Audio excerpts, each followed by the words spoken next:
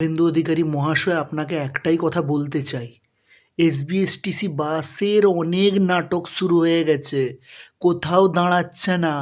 বহু স্টপেজ, হলদিয়া থেকে কলকাতা আমি ডেইলি যাতায়াত করি। কলকাতা পর্যন্ত মিনিমাম 5-6টা স্টপেজ দেওয়া বন্ধ করে দিয়েছে এসবিএসটিসি বাস।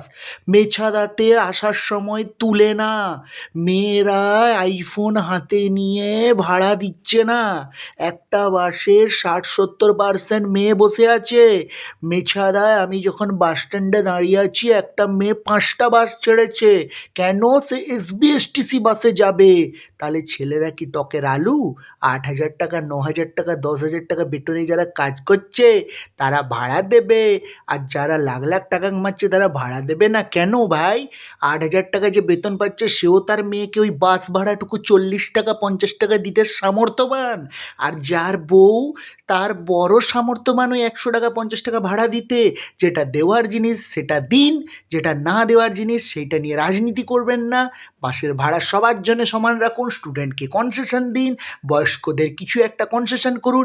কিন্তু ভাই, ওই 20 বছর থেকে 60 বছরের মহিলা পুরুষ কারুর দরকার নেই ফ্রি ভাড়া।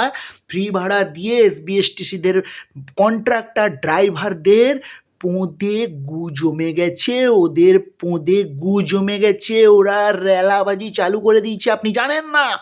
কোথাও দাঁড়াচ্ছে না ওরা, ওরা কোথাও দাঁড়াচ্ছে না। বাসে অরাজকতা চালু হয়ে গেছে। এসবিএসটিসি বাস নিজের মতো মনে করছে কলকাতায় ছাড়বো, হলদিয়াতে গিয়ে নামিয়ে দেবো।